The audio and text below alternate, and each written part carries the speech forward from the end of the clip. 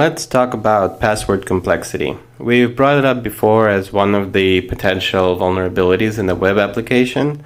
And here we are going to look at a little more details about what makes a password complex and what are the good and bad aspects of that. So when we talk about password complexity, the reason for having a complex password is to increase something called password entropy. And all that really means is the guessability of the password. Like, how difficult would it be just to at random guess a password? To give you an example, if a password is just one character long, then it has very low entropy because we can just go through the 26 alphabetic characters and just keep trying until we can guess it. And even just from the start, even if we try once, we have a 1 in 26 chance of getting it right. And so if we add a second character, now we have to multiply 26 by 26 to get the complexity and the entropy. And then if we introduce numeric characters, we add 10 because there are 10 numeric characters. And so we get 36. And as you can see, the more characters we allow in our passwords and the longer length we can guarantee, the higher the entropy of the password. So there are some common rules that are used in password complexity, and those are supposed to protect against brute force attacks. And the idea is that if somebody is just trying to get in by guessing a bunch of times, then that is going to be prevented by passwords that aren't somewhere at the top of the list. Like, essentially, it's not just AAA, ABC. And when somebody is trying a brute force attack, what they're doing is essentially just going through every combination of a string of characters. So they're trying AAA, AAB, AAC, AAD, and so on. And they're just trying to enter it as many times as possible. And one of the other factors that will help prevent this, of course, is not allowing several unsuccessful login attempts without some kind of a lockout or a cooldown period. But that is not actually part of password complexity. That's just a second aspect of credential security that somebody might implement. And so the other kind of thing that we have to worry about is dictionary attacks. And dictionary attacks are when somebody has what can be called a dictionary, and that is just a collection of common passwords, maybe from data breaches that have happened in the past. There's some statistically high probability passwords that might have been used. For example, password with lowercase p, password with capital P, baseball, sports, A, B, C, D, E, and so on. There's a few different ones that show up constantly in breach data where passwords are exposed, and those account for a very large percentage of passwords that end up getting compromised. And so if somebody has a dictionary of those and they have access to repeat guesses about a password, once they have the username, they are performing a dictionary attack. The complexity rules that we talked about, a lot of them start with minimum 8 characters.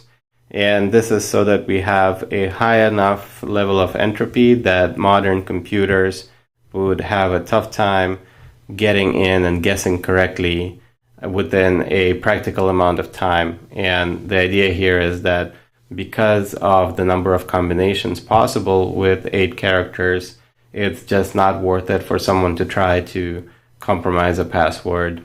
And usually it would be for a system that's not really holding that much valuable information on its own. And if we had more valuable information, we'd have a more stringent password complexity requirement. And so with 8 characters, that's essentially just a consumer grade website, which might be for social media or something like that. And here we are using just enough to be unguessable. And then to go with that, we would do mixed case, and that of course increases the number of characters. So suppose if we have just A to Z lowercase, that's 26. If we are doing mixed case where it's uppercase and lowercase, now it's 52 just for free without having to do anything else. And that lets us mix up where particular characters are uppercase and where they're lowercase. And the idea is that even if somebody can overhear a password being said, they might not know which of those are capitals and which of those are lowercase. And so mixed case introduces some more entropy into the picture. Adding some numbers will also do this because, like we talked about, there's 10 numbers. So now you have 52 plus 10, you have 62 possible characters. And then if you introduce special characters, that list can increase exponentially.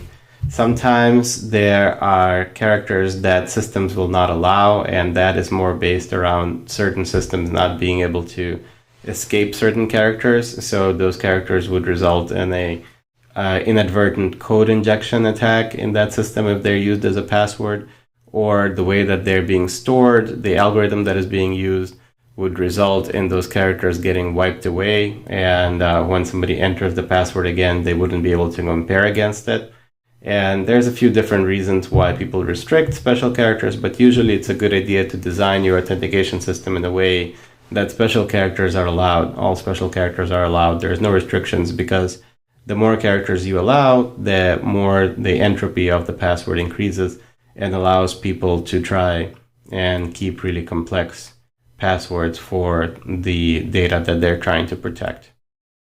And we talked about dictionary attacks. So one of the ways that we can avoid falling victim to them is to not use common passwords. And common passwords, as I said, are things like sports, baseball, football, names of children, names of pets, which are actually pretty common.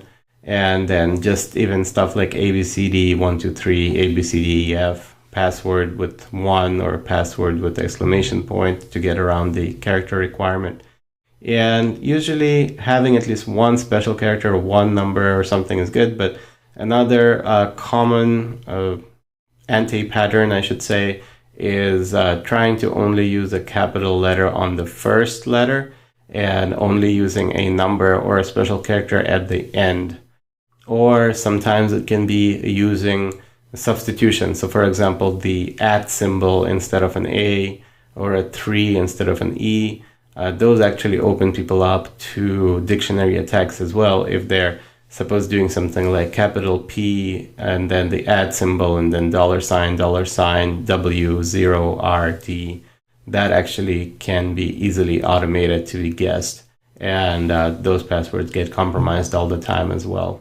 So it's important to pick a truly unique password and avoid repeating it. And this is another important thing. Just because a password is clever does not mean it's in its own way secure, because if a password was used on a site where it ends up getting compromised, now that password is as good as gone, because now the security professionals and security researchers and the cyber criminals can all try it for compromising another system that you might also have accounts in. And this is especially dangerous if you use the same password across more hobby sites, like maybe gaming sites, but then use the same one for logging into your bank or your credit card company and your work email or network. So this is where things can really come back to bite you if you have one or two special passwords that you use everywhere and think are secret. And this is why something called generated passwords is great. And this is where you rely on an algorithm or a machine to satisfy password requirements and come up with unique, randomly generated passwords. And the idea here is that since you're not the one who came up with it, you're taking yourself out as a factor in the uniqueness of the password. You're not now biased to use common phrases, place certain characters at certain points in the password. So now the password is much less guessable because you weren't even involved in creating it and you're not getting it from someone else. So a generated password will look like just a string of nonsense characters, or sometimes it's created out of a combination of phrases, and just the way those phrases are combined is pretty random.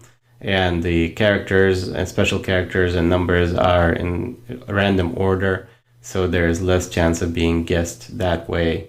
But of course, the downside is that a generated password, just like a very complex user-generated password, can be hard to remember, and the user could be prone to forgetting it. And so the other thing is we use password managers, and these are special software tools where you have a master password, which the requirements are very complex, and it's harder to share password manager accounts. But once you get in, you can set up the password manager to remember all your other passwords and accounts and all your private information that you use on websites and applications. And this way, you don't have to memorize your passwords and know them anymore. Now you can just rely on generating very secure random passwords and then having the password manager remember and fill them in for you when needed. And these are some of the things that help with password complexity. And this is why when we talk about just having one factor of authentication, even though passwords are the most common form of authentication, with the complexity rules in place, we will now be able to actually have a better overall scenario of security for our information.